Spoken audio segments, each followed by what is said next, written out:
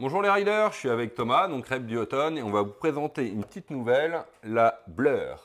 La Blur, c'est simple, c'est la fusion entre la WAM qui existait et la Session, qui était notre board de big wave, glacis, énormes conditions. Donc là, je pense qu'il y a du monde qui va râler. Plus Voilà. de session, plus de WAM. Ouais, bah, ne vous inquiétez Une pas, Blur. la Blur. La Blur, elle va remplir les fonctions de ces deux planches parfaitement.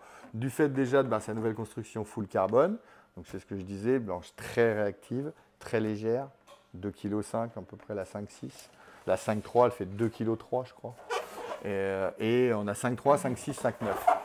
Donc une planche avec pas mal de rockers avant, un kicktail également aussi à l'arrière assez marqué, des rails fins et bien assez ronds devant mais qui commencent à être de plus en plus edgy sur la partie arrière. 3 fines du coup. 3 fines, ouais.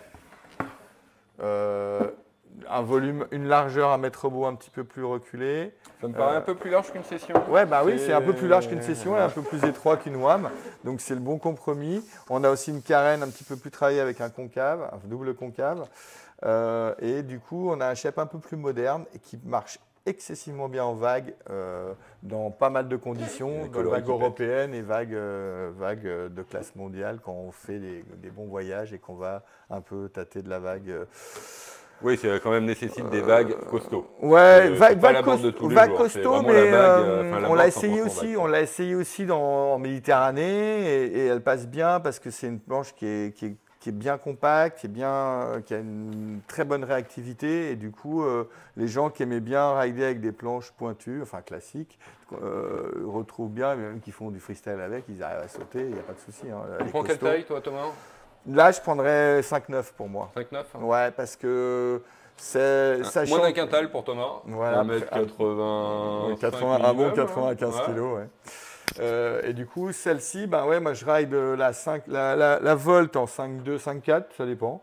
La Whip en 5,1 et celle-ci en 5,9.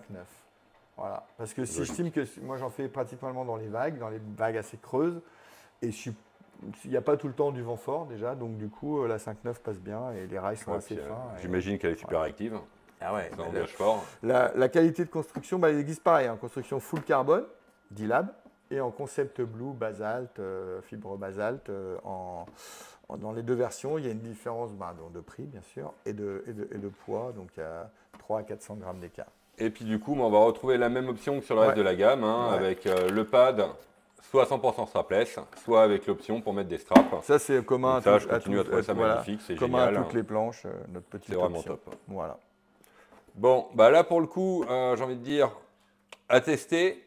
Chez nous, ça ne sera pas tous les jours. Bien que je suis sûr que vous pouvez trouver l'hiver des bonnes sessions de vagues très loin. Une heure et demie de route chez nous, on trouvera et on pourra aller tester ça tous ensemble. Un bon Kerio, un bon... Exactement. En Vendée, c'est pareil, il y a des bons trucs. En Bretagne Sud, il y a des bons trucs. Bon. Dans le pays ligérien, c'est plus rare. Eh ben, écoutez, en tout cas, c'est un petit bijou pour aller rigoler un peu dans les vagues. C'est bien. Eh ben, merci Thomas pour cette présentation. Bonne journée les riders.